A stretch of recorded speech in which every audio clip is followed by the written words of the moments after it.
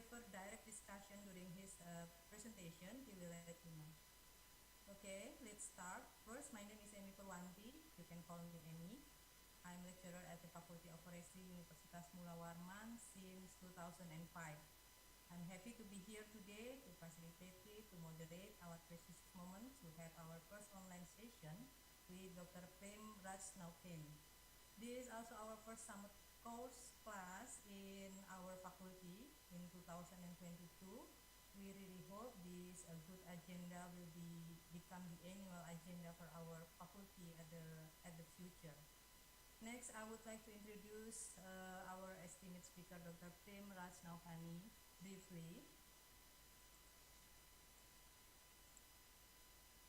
Dr. Prem postgraduate degree in Natural Resources Management at Forestry from University of Hamburg, Germany. More than 40 years experience in forest monitoring, including forest carbon accounting and RGD plus, and also RGD readiness process. He also familiar with most recent guidance and reporting guidelines of IPCC and other processes associated with forest carbon measurement, reporting, and verification, and highly experienced in ground-based forest carbon inventory. Good knowledge and criteria indicator and standard related to sustainable forest management and forest governance. More than 8 years of experience lecturing at University of Hamburg, Germany, and also teaching experience from Vietnam, Nepal, and more than 14 years experience at working under Ministry of Forest and Soil Conservation at Nepal. Project experience from Germany, Fiji, Nepal, Indonesia, Vietnam, Suriname, Guyana, Costa Rica, and also UK. Key interest area are integrated climate system and forest science, example for sustainable forest management and climate change mitigation, smallholder forestry and climate change adaptation, forest governance, forest biodiversity monitoring, and also forest carbon accounting. Briefly, academic qualification, finishing the Bachelor of Science in Forestry, First Division, Huban University Institute of Forestry at Nepal in 2003. Also the Master of Science in Tropical International Forestry, only 2 semesters, University of Göttingen, Germany, 2006. Master of Science in Environmental Forestry, University of Wales, Bangor, UK, 2007. Master of Science in Tropical Forestry, Technical University Dresden, TUD, Germany, 2009, and also finishing the PhD in Forestry, 2015, at the University of Hamburg, Germany. For the employment history, begin in 1991 until 2005, Department of Forestry Nepal as the forest ranger, well-known researcher in various famous university and institutions. Until now, postdoctoral researcher and lecturer at the University of Hamburg at the German. And he has many various publications related to his major. Okay. Then next, today, Prem will presenting about the stem root or detection and the quantification. The tool to measuring it, the benefit of the tool, and the contribution of the application to measuring the carbon stock and for the silviculture. Okay, without further ado, please give warm welcome to our guest speaker, Dr. Prem Neupane. Time is yours, and Prof, please. Thank you. Hello, everyone. Thank you, Emi, for nice introduction, more than I deserve. And I would like to welcome you all participants, and I see Park Rustam, Park August already there. So thank you so much to be present in this lecture. And a couple of scholarly guests I have seen here, whom I met in Samarinda 2 weeks ago. And yeah, thank you very much. And I will be discussing in more or less 45 minutes. Emi, how should we proceed? Would you click on the slides, or I should upload myself? You can presenting by yourself. Just give me a second then. Now I need to upload. Okay, give me a second. I will share my screen.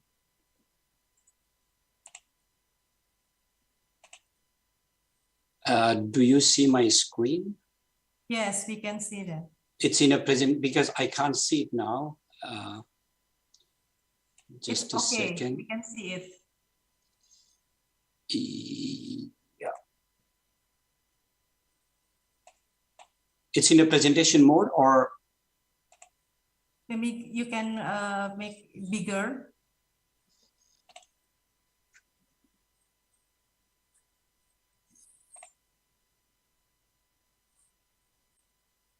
I think it would be easy. I have sent you my slide if you upload from there. Okay. Yeah. But it's okay. We can see it. Yeah. Okay. Okay. And just I will give a try if it is moving onward. It's moving. Yes, it's moving. Okay. Great. Thank you again. And just I would like to share my experience. It's not a big academic research. It was just 4 months work in Nepal about quantification and detection of wood decay, and why I became interested in this topic, as Amy suggested, that I'm pretty much involved in forest carbon measurement, biomass measurement, and forest assessments in decades. I work in different countries, and when I use different models for the biomass and carbon estimations, and I clearly see that the steam rot caused by fungal decay was not factored in most of the models.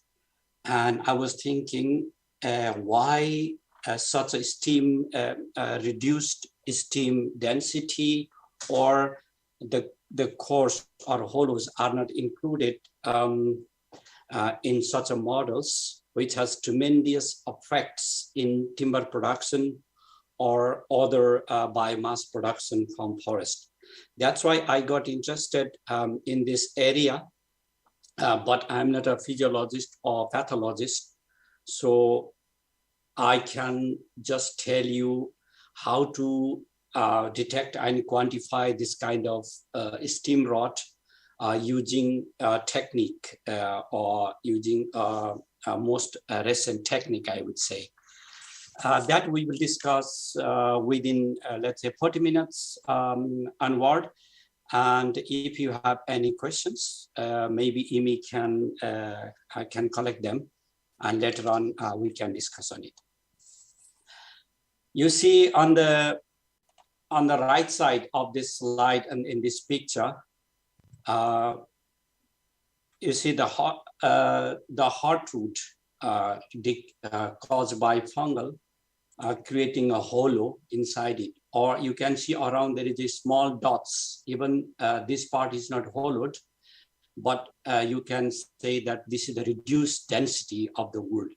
So this kind of phenomenon, either we have hollow in the core or the reduced wood density around due to fungal decay. In generally, we refer it steam decay. And you can see in many living trees, much of the interior part of the trunk can be rotten or even hollowed out.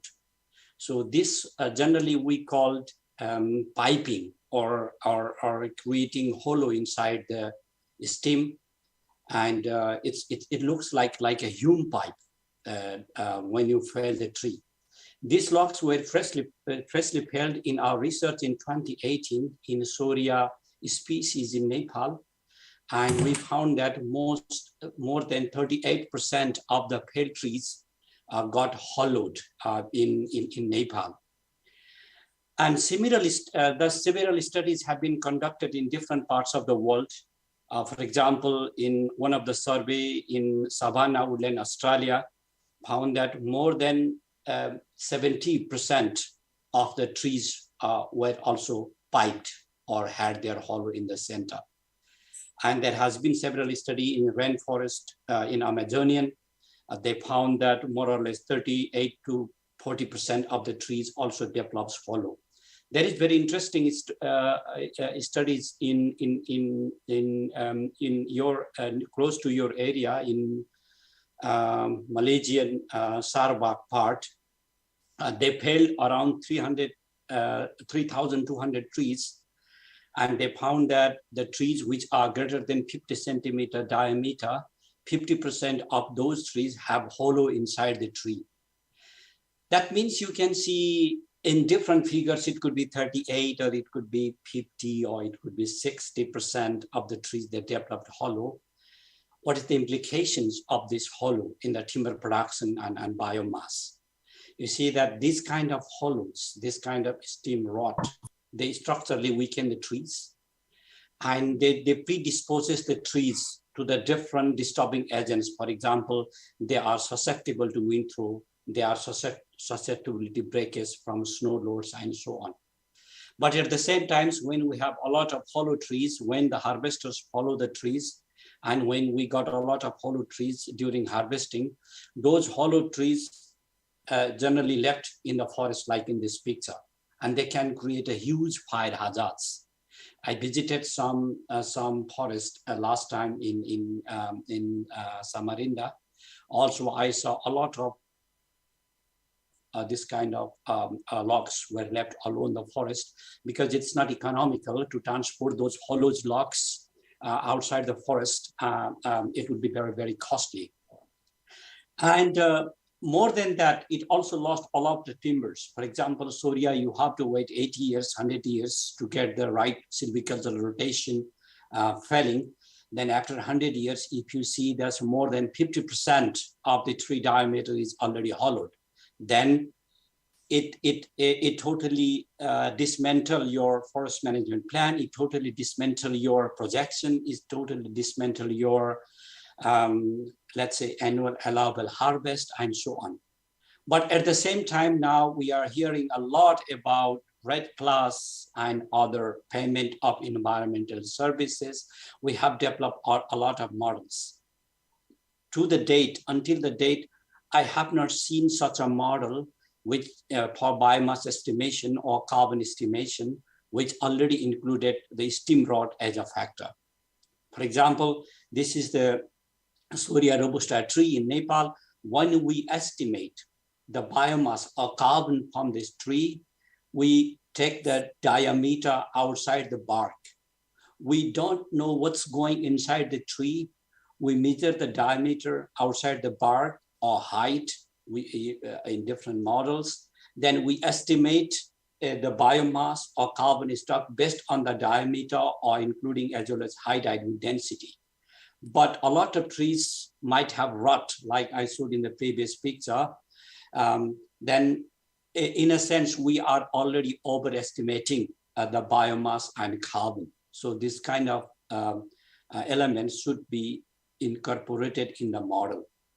Then why stem rot or stem decay are not factorized in carbon model or a timber production plan, or while determining the allowable harvest and so on.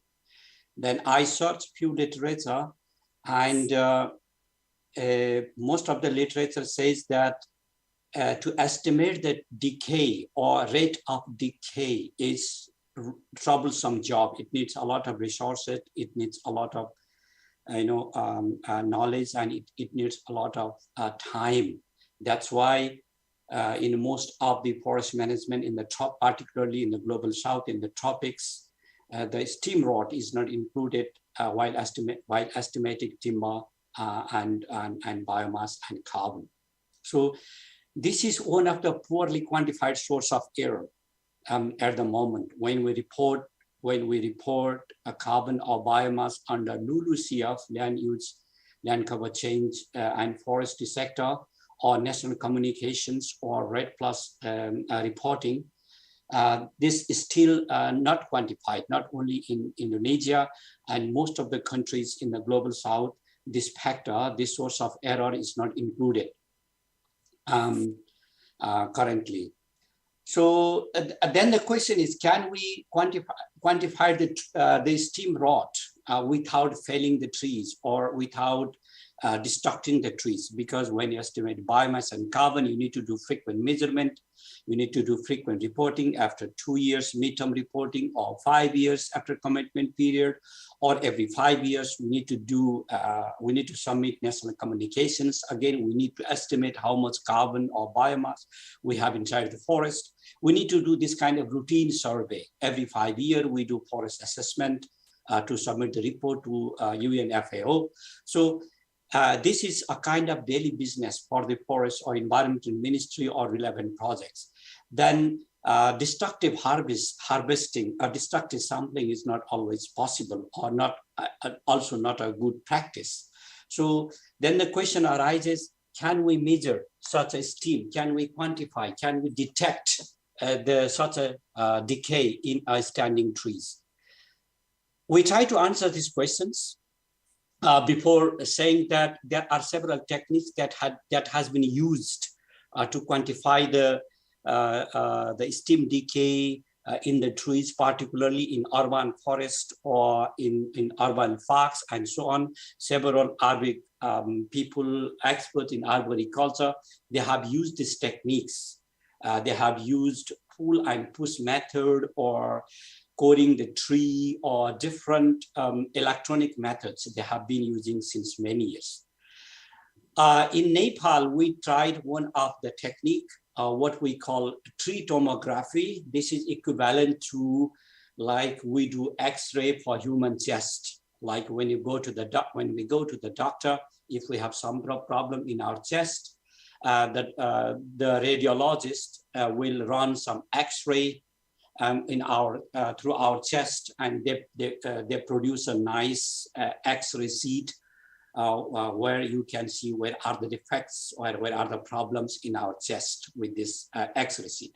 Similarly, we used one of the let's say handheld device connected with handheld computer, which we call picostomograph.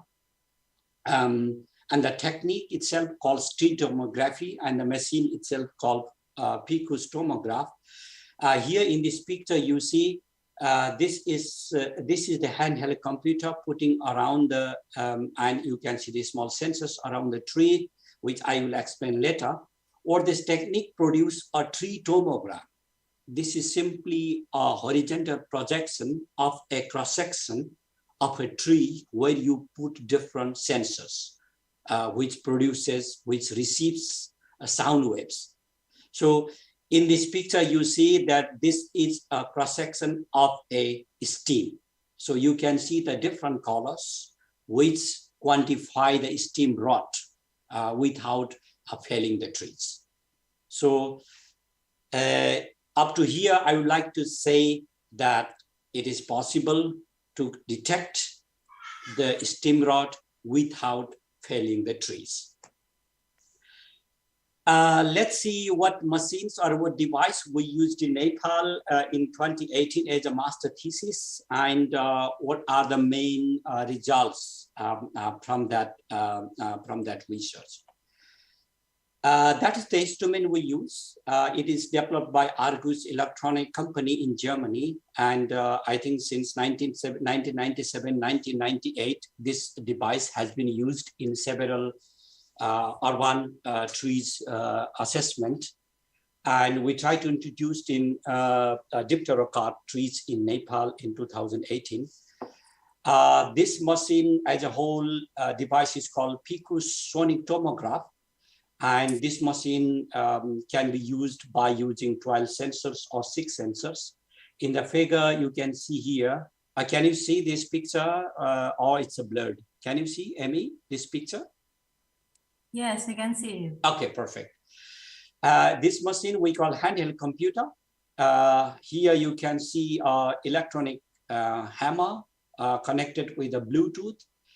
And here you see electronic caliper, which we use for diameter measurement. And here you can see a lot of nails. What I cannot show you inside this box, there are several acoustic sensors or the device which can receive the sound. So this is overall a Picos instrument we use in Nepal. Then in this picture, you can see how to install the Pico instrument in a tree that can detect the steam rot. So generally we used to, if the tree is more than 50 centimeter diameter, generally we use 12 sensors. It's same like in remote sensing. The more sensor you use, the most high resolution picture you will have. The less sensor you use, the pixel will be smaller and you get more blurred picture of the cross section. So generally in this research, we use 12 measuring points. Let's say this is number 1, 6, 7, 8. There are all together 12 measuring points.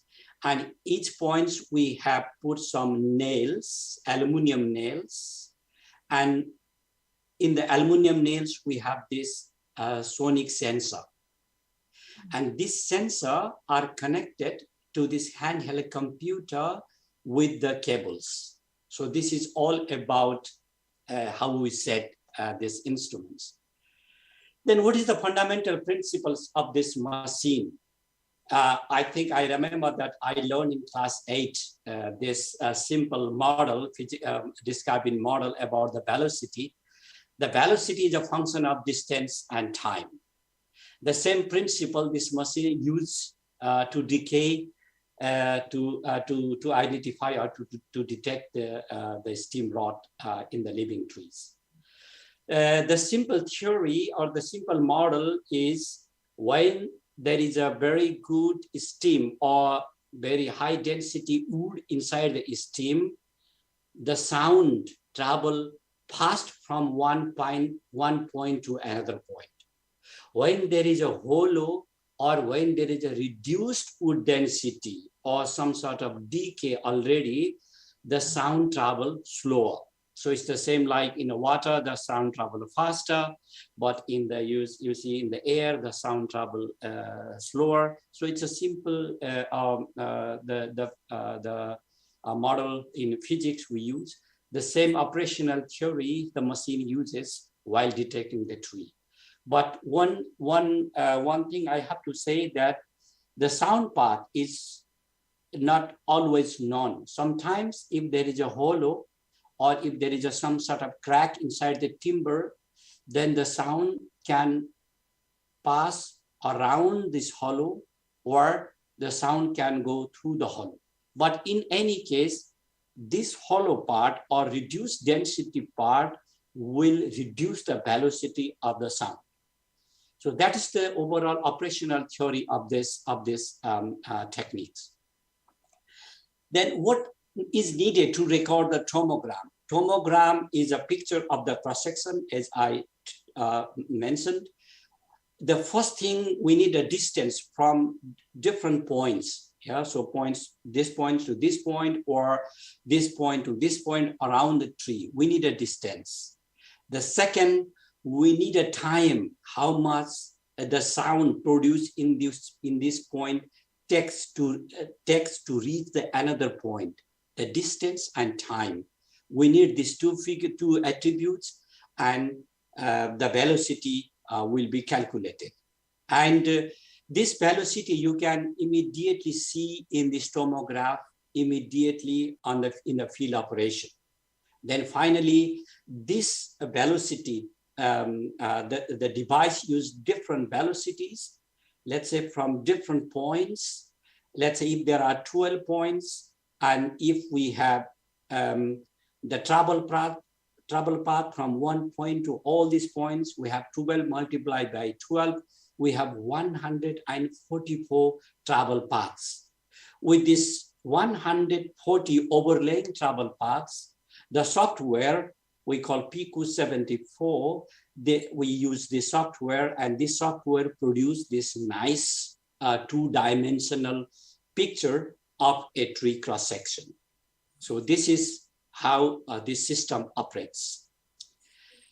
Then I would like to go quickly on how we did it in Nepal. Generally, we in these techniques in teen tomography, we follow 5 different steps. First of all, we need to determine the measuring level. That means where we put the machine or and so on. Then finally, and the fourth step, we do how we measure the sonic measurement. And the last, we discuss how we calculate and interpret the findings of this detection of decay. Let's deal with point by point. The first is how we measure, where we put the machine, or how we measure the, how we determine the measuring level. It depends on our objectives. If we are interested in a tree, either the tree has a hollow or not, we can put this device, let's say 60 meter or 1 meter or 1.3 meter, any of the reasonable height. Generally, from my experience, what I recommend, if we want to know either the tree has hollow or not hollow, then generally if we put in a stump height 60 centimeter or 70 centimeter, that could be a very, very reasonable height where we fix the machine. But in tropical, in the tropics or in the tropical forest, sometimes it is not practical and reasonable to put the machine in so very low height due to practical reason, working difficulties and buttress and so on. So in that case, we put this machine in a reasonable height, or where it will be easy to work. Like you can see here, we are putting almost this machine in diameter at breast height. But it also depends what is our objective. If we want to develop a model for information supporting to develop a biomass estimation or carbon estimation or timber volume estimation, we need to put, because this machine tells you about the decay exactly where you put these sound sensors. If you put here, this tomograph tells you about the condition in this cross section. It doesn't tell you that what is happening in 2 meters height. So if we are really interested on carbon, biomass, or timber estimation, then we might need to install this machine in multiple height. So that's where we want to fix. And the second is how many sensors or how many measuring points do we need to precisely quantify the steam rod. Generally, more than 9 measuring points. That means these numbers of the measuring points we need. As I said, in Nepal, we use 12 measuring points, but literature says more than 9 points should be enough. But you see that not all the trees with like a cylindrical form. There are a lot of trees. I think most of we are foresters, and we know how the trees bottoms looks like in tropical forest. You can see that a lot of trees might be buttressed on very, very irregular shape. In that case, we need to fix this point, not only this raging part, but also within the groove, we need to put these sensors. Why? Because if we put the sensors from only this point and this point, not here, when we create a sound wave, the sound may travel from this point to this point through air. Then in the air, the density will be low, and the device will tell you there is a decay. So we have to very, very careful to distribute these measuring points evenly or equidistant, as well as covering different features of the tree shape. Then the third is determining geometry. When the tree of this, you can easily determine the geometry by using diameter tape or caliper. But think this kind of trees with a buttress, then I always recommend to use this Picus caliper, which comes within this package, which record this diameter precisely, even this kind of very, very buttressed or very, very irregularly shaped trees. And this work with Bluetooth. So whenever you use this caliper from one point to another point, when you put these two legs of this caliper from in different points, this send the signals directly, the data directly to your handheld computer via Bluetooth. So this is very precise caliper for this device. Then I'm sorry that there is something going wrong here. I can't display this picture. Why? I don't know. It should be displayed. So anyway, then the fourth step will be sonic measurement, how we measure this. Until here, I talked about how to fix the instrument and how does it work and where to work. But here I will talk about how we work on it. So the first thing, the principally, we need to activate the sound sensors. That means, let's say we have 12 acoustic sensors fixed around the trees. Then we take out one sensor from this point, and there is only will be the nail, which we insert the bark. Then with this electronic hammer, we hit on the nails in 5 times. Hitting, let's say, very small hammering on the nail 5 times. This creates a sound. And remaining 11 sensors will receive these sounds producing in this point. Then as I mentioned before, from this point to this point or from this to this point, the sound travels, the velocity of the sound depends on the wood quality inside between these points. Similarly, we do turn by turn with the all 12 sensors. We produce the sound. The sound travels from one point to another point, and it creates a 144 sound path. So that's how it looks like. Here you can see, let's say when we put point number 1, we take out the sensors and there is only nail, and we hit 5 times in this point. Then the sound travels from point 1 to different sensors. Here you can see the very dark rays and let's say gray or white rays. The dark rays means the sound travel faster because here the wood is in good quality. But this white or gray rays, meaning that the sound, the velocity of the sound is slower compared to this dark travel path. This means in this part, the wood has low density or hollow. So that's how it operates.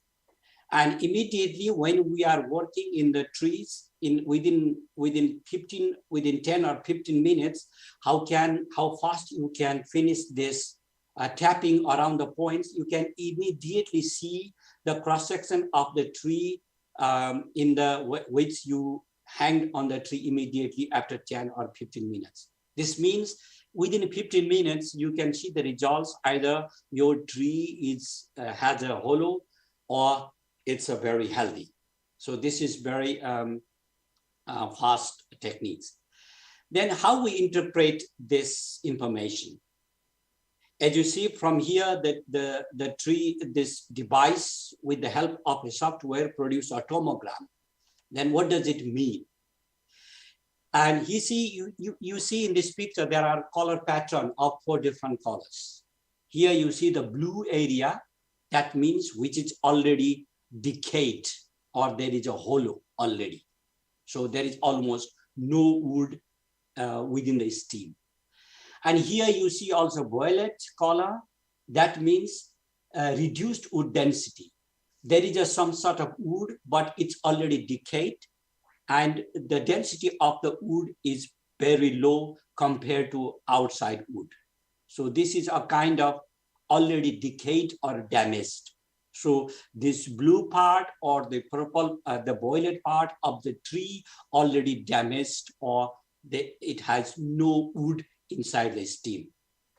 Then you see also the green part, which we say early decay. This is in between of the decay and non-decay, or a kind of transition zone. So you can interpret that the decay is progressing this side. So this is early decay. The wood is still there, but it's already started to decay. And here you see the chocolate part, that's the sound wood. That's the information the device produces. So now you can decide either you want to keep the tree or you want to fell the tree. Suppose there is a big tree in front of your house, or in front, now you are sitting in a classroom, or now you are sitting in your office and there is a big tree in front of your house or in your working area. Then you can see how healthy is the tree. Then if you do this assessment, then you decide either you want to keep the tree or you want to fell the tree. The same happens to the forest. When you prepare forest management plan, where you estimate timber, where you estimate biomass, either you know more precise figure of the timber or biomass content inside your tree. That's all these techniques can tell you. Let's go a brief finding of our research. There is then this is a kind of yes or no. Either your trees have decay or not decay. Let's say if you have 300 trees surveyed, how many trees have this kind of decay or not? This tells it about the frequency. But also this machine tells you about how much, not only yes or no, how much you have. Like here, this green, blue part and this violet part is already 20%. So you can say that 20% of the timber is already decayed. So 20% of this, then you can interpret in terms of biomass or volume or carbon. Yeah, so this is not there, it is already gone. And 13% of the wood is progressing already in early decay. And you can interpret that 67% of the wood is still healthy. So that means you also somehow quantify the severity of the decay. So I use two terms. One, frequency of decay, yes or no, out of X amount of tree, how much tree have hollow or decay or not. The second, within the tree, how much it is already gone, damaged wood, how much the wood in transition phase, and how much wood is still in a good shape or in still good quality. Also, you can estimate the decay of severity of the decay. That two information you can got from this technique. In Nepal, we tried this technique in 3 different forests in 2018 with 2 of my master students.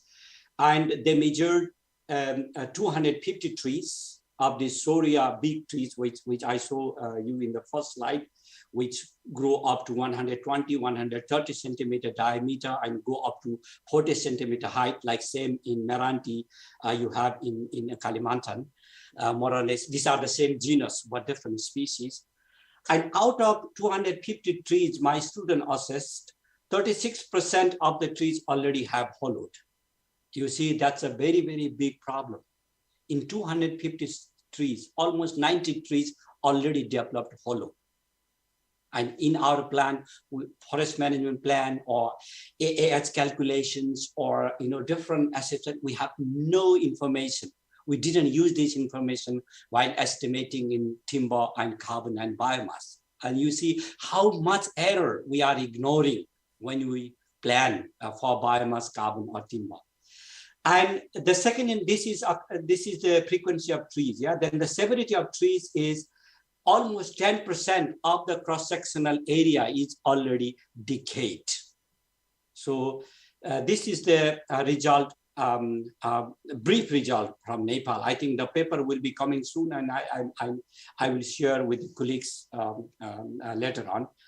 Then we also tried either this machine is working correctly or in another language, either we test the accuracy of the machines. Then out of 250 trees, we felled 50 trees completely, and we put this, we have this tree tomograph in 60-meter height. Then we fell the tree in the same height. Then we see visually. We measure visually, putting this grid opposite of this cross section, and we compare the result of the both techniques. That this I will say are kind of also that when you do not have this kind of machine, you still quantify if the tree is felled, or if the students have opportunity to visit the logging site, you can still use this very traditional techniques to quantify the rot and different stages of the rot. That also I want to say. But then we see that more or less we got the accuracy of 82% between the result from the machine and when we fell the trees. But this 82% we got in Soria species in Nepal, but we conducted another M.Si thesis in Germany, and the student already achieved more or less 90 to 94% of the accuracy using this machine. So in a way, this machine or this device, but please be advised that I'm not advertising the machine or the device. It's to, but still I'm saying this could be one of the very practical and good tool to assess the timber defect without damaging the tree. So this is a kind of test accuracy. Then another benefits of these trees, like if you see a lot of literature when we deal with the dipterocarp regarding the tree decay, you find quite interesting statement that when tree grows older, the tree develops, most of the dipterocarp tree develops hollows. But in our research, that turns out not to be true, because a lot of trees which have more than 100 centimeter diameter, dipterocarp trees, they didn't develop the hollow.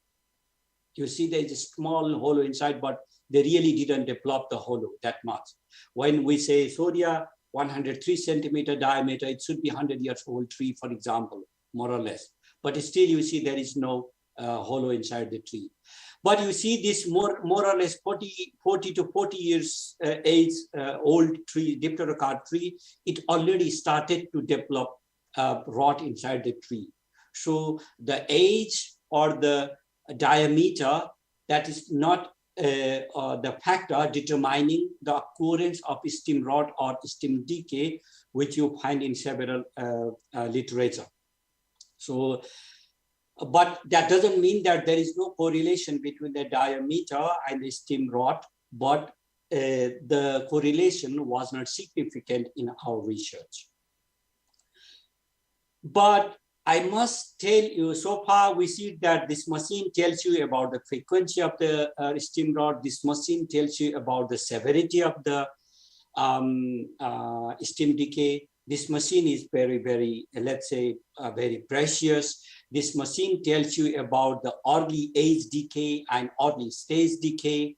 So this device or this techniques sounds very promising and very useful. But I must aware you about the limitation of this technique. This machine only tells you about the information where you put the sensors. Or let's say we put this sensor in 60 centimeter height from the ground. This is the information only of this cross section. This information could be totally wrong if we go 3 meters or 2 meters high. Yeah, so we need to be pretty aware that this information belongs to the cross section where we put the sensors. If we need a very precise information about the tree, we need to put this, we need to do this kind of measurement in multiple height. And this machine does not tell you nothing about why rot happens. What are the causes of decay? Why tree develops hollow? This machine or this techniques doesn't tell you any information about it. It only tells either there is a rot or not.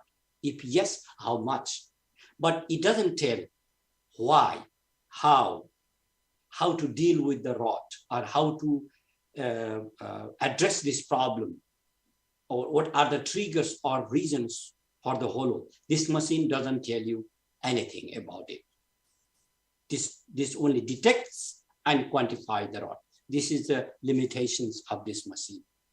Another limitation of these techniques is if you have I don't know how many of us are aware about the timber defects. There are different kinds of timber defects we found in tropical trees as well as temperate trees. For example, you have a lot of ring shakes within the tree stem. We have star shakes, these cracks. I think you frequently see the Meranti wood or Surya wood in East Kalimantan or everywhere else, and cavity we just deal with. If this machine give you the same figure, same tomogram of these three features. If the trees have hollow, it will produce the same tomogram. If the tree has the cracks, star cracks, the device will produce the same figure. If the tree stem has a ring shake, the device will produce the same figure. Then how we differentiate, either it's a cavity or it's a crack or it's a ring shake. That's why to use this machine, the foresters, we need to be very aware about this tree physiology or the characteristics of this particular tree species. Either the tree species has a phenomenon or has a features or physiological characteristics to develop the cracks, or the tree species tends to develop the ring shake. This kind of physiological or wood anatomical structural knowledge we need to have. Otherwise, we will misinterpret the result. If the tree has a ring shake, we may say this has a cavity. Or if the tree still has a, let's say, star-shaped cracks, we say this is a cavity. So we need to have a kind of physiological or anatomical knowledge or silvicultural characteristics of that particular tree species. And when we do the measurement in the field, we need to quite do some sort of validation or verification about the result of this tomogram. Then in the, sorry. Time is off. Can we continue to the discussion? Or maybe... Now I will take only 2 minutes. Now I'm done. Okay, thank you. So the application of the tree, of this machine, so this is a kind of non-destructive or quasi-non-invasive techniques which we can use in tree assessment.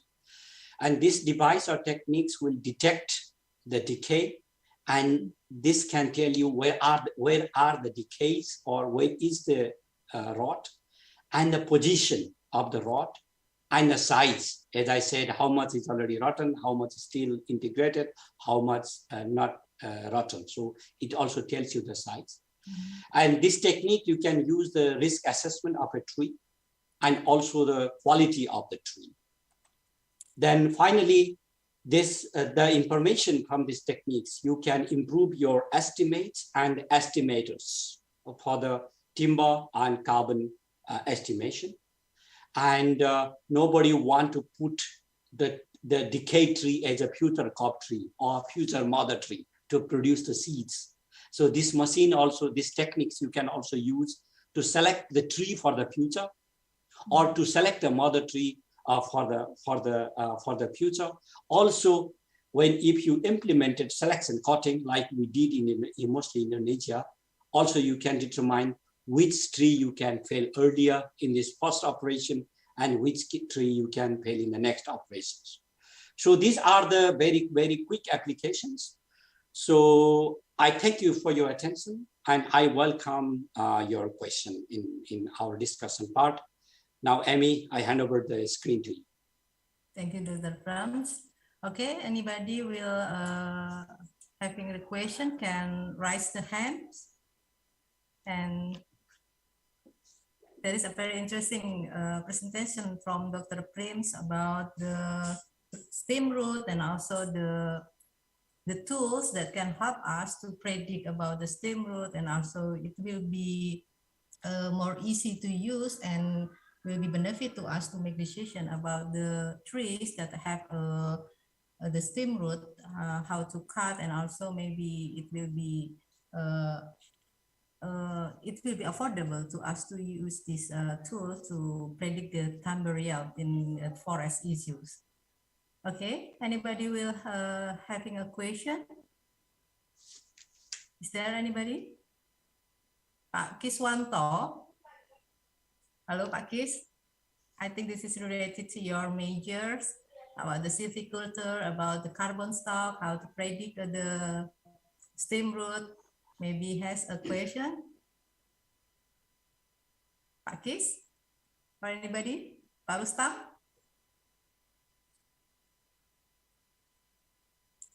Anyone? Okay, if there is still no question, maybe they still wait to raise their hands. I would like to have a question. One question is a question actually for Dr. Prems. How affordable these tools for people to use it, and because in Indonesia we have regulated about the social forestry, and there is a forest village, people at the village trying to calculating the carbon stock for their forest village, and if it's easy to use and it's affordable to them to have these tools, it will be help them to predict how many carbon they have, and it will be benefit to the especially in East Kalimantan program for FPIC program in Kalimantan.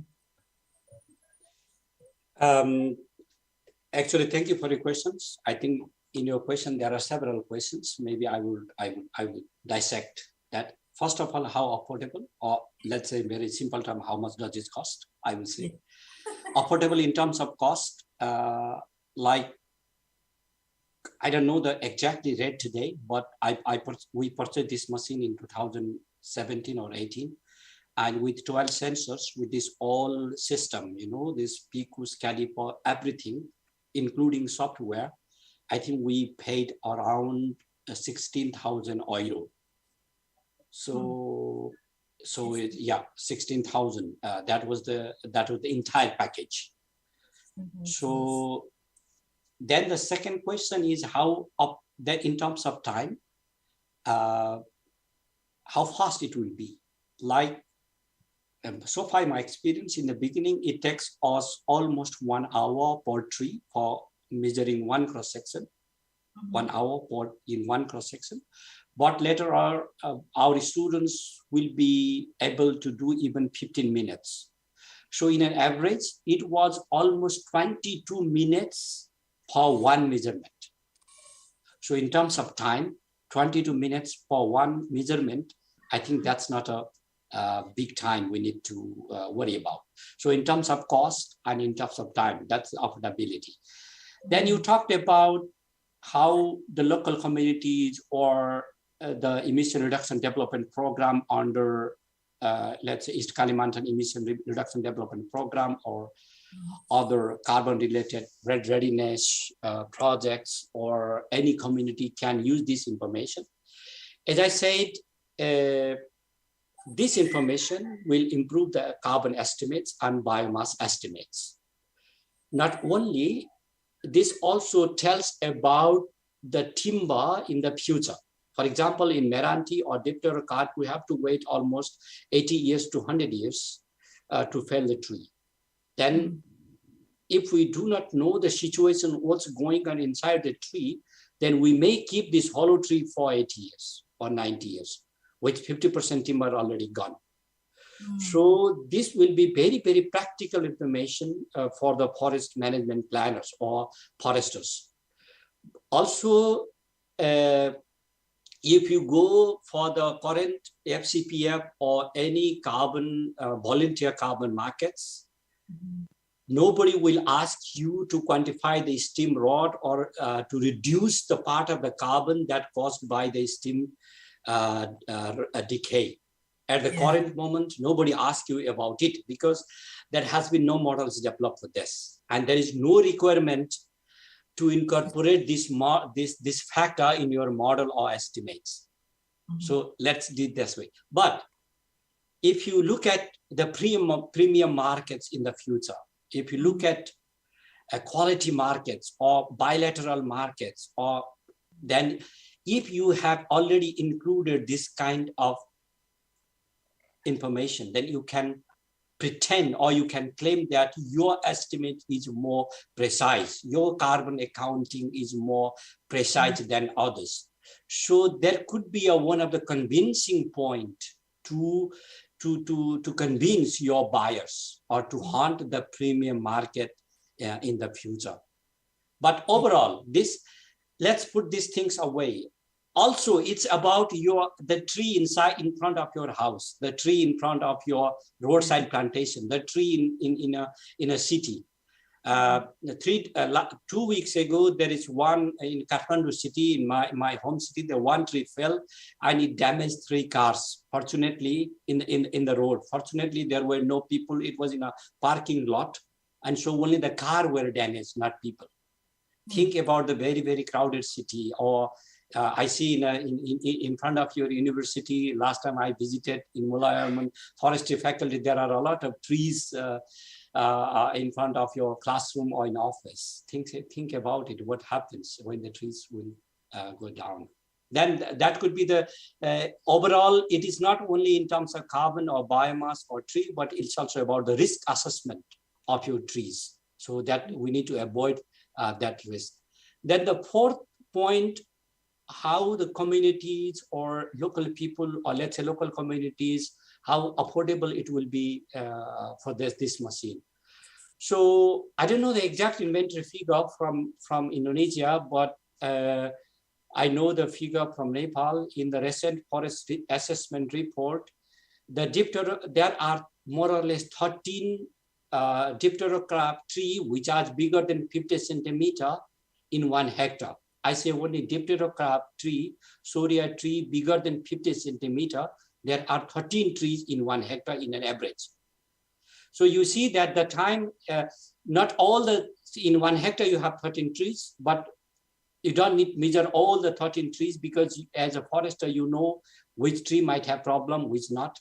Then it's already, even if 6 trees you need to measure in 1 hectare, it's just a half a day work. So from time, it's also possible. And these machines cost 18,000. Not individual community need to buy this machine. This machine can be used for more or less monitoring purpose.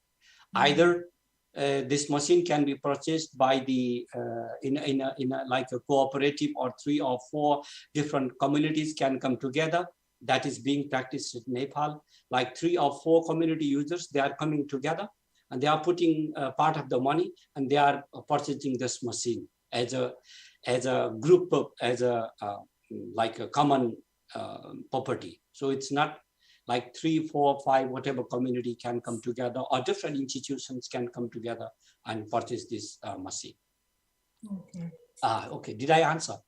Yeah, thank you so much. Okay. That's really hard. That's it's really hard to us to imagine that tools that can relate it to us to measuring the timber yield, not only for the carbon stuff, maybe for the healthy of the trees, and also it may be also valuable for our valuable trees around the city. Maybe it will help them.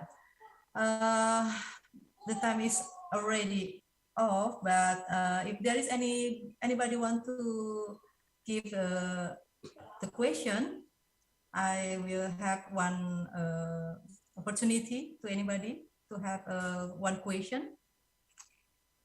I think there are already 2 questions in the chat. Okay. Pak Kis, will you read the question, or we can? Maybe I can do that if you don't mind. Yeah, you can use that. One question from Aulia Balkis. How common is this machine technique used in timberwood industry, and is this technique considered effective in the timberwood industry? That's a very good question. Thank you.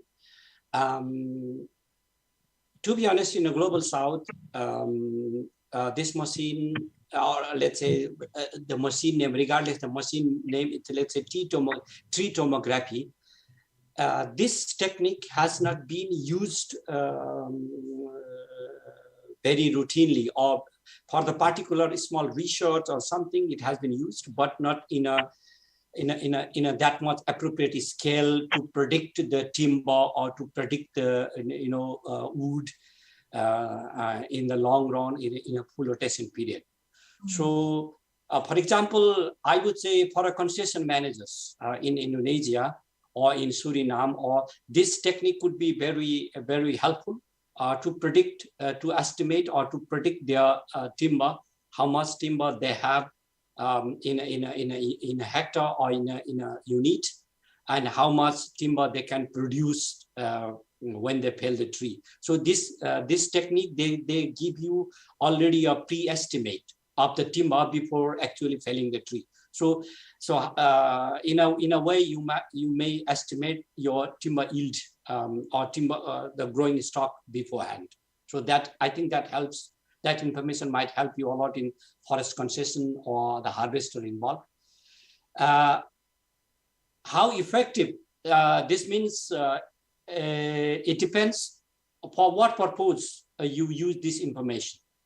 If you, as I said, if you use for timber yield prediction, if your forest concessions or industry need how much timber your forest has, or if you want to auction the forest in a standing volume, like in a lot of countries, we have standing auction, the trees, timber, not felled. You just give a 1 hectare by this much amount, you estimate the timber and you put in auction, or you auction it for particular, buyers. So in that sense, this estimate will, this kind of information will help you a lot.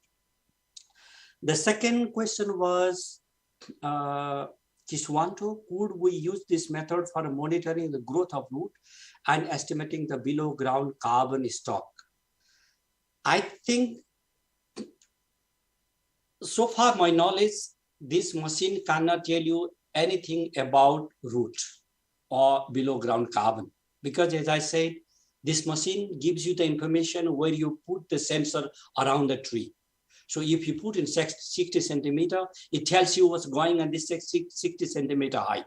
If you put the machine or the sensor in 2 meter, it tells about particular in that part. But in a sense, if you have a rod in 6 centimeter, there is a high possibility to have the rod in 1 meter or 2 meter. Yeah. So that's a prediction, or that's our assumption.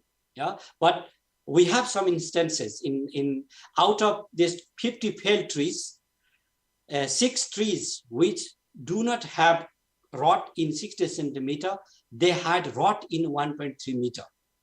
So that things can happen. Yeah. But to focus on your question, it doesn't tell you about the root growth or root biomass. But what it can tell you, if you put the machine as close as the ground level, it tells you more or less what's also going on root. Either the root is already started to decay, or you will get some indicator, but not quantification, not severity, just a indicator. If you had a lot of rods at the ground level of the tree, then you may assume that there are something going on, some decay on the root as well. That kind of indication you may have, but I am afraid that you will get the, let's say, carbon estimate of root or any information about the root growth and other information about the root. Sorry, I can't. Yeah. Okay, thank you. Last question, with how long you need to setting the machine from start to have the result in one practice? Thank you, Park August. He's my German alumni as well, just an alumni. Hamburg alumni. We graduated from the same university. In the beginning, it takes us around 1.5 hours. In the beginning, because we were also new for the technique in 2018. So it takes 1.5 hours, but later on, we were able to manage even in 15 minutes. So in an average, it was from setting to get the result, it was, let's say in average, so far our experience of 250 trees, in an average, it's 25 minutes. 25 minutes. Okay. For measurement, yeah. I wouldn't say for tree. If you measure 2 measurements, then 1 tree, 50 minutes. But in only 1 measurement, it's 25 minutes. Okay. Okay. Is there any question? That's the last question, maybe from Ramraj about your presentation today. Is there any question? If there is still any question, let us know. You can send it by the email to our faculty, maybe, because we have already time off right now. And we really thank you so much to Dr. Prem Raj about the presentation today, very interesting. So this is the new knowledge for us too, how to measure about the stem rate with the new tool, figures, and it's really help us to reduce the time, also maybe the price, and it will be have the company to predict the yield timber, and they can keep the healthy trees, and also they have a good decision to what's going on with the stem root that already had their yields. Okay, maybe if there is any question, if there is no any question, furthermore, I would like to say once more, thank you so much to Prem, Dr.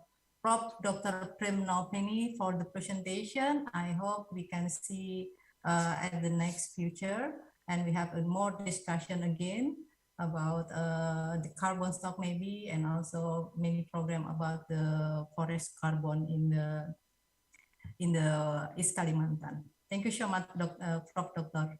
Ramsna. Yeah, thank you so much, and thanks all of you, Amy, Riha, Pak Rustam, and all for this opportunity to be introduced in front of all of you scholarly audience. And I will be there also in October in Mulawarman University again. I will pay a visit again, and I will, if possible, I will see you all. And if you have any questions, you can send me an email, or we can talk when I'm there in October. Then thank you so much, and have a good day. And I wish you a successful summer school program. Okay, thank you, Dr. Prem Raj. And there is the certificate that already committee prepared for you. Thank you so much. And it will be I thank you by email. Thank you so much for thank you so much today for the opportunity to have the summer course for the first session in our faculty, and see you at the next session, maybe tomorrow. Okay, thank you so much. Okay, bye-bye. Namaste to all of you. Thank you.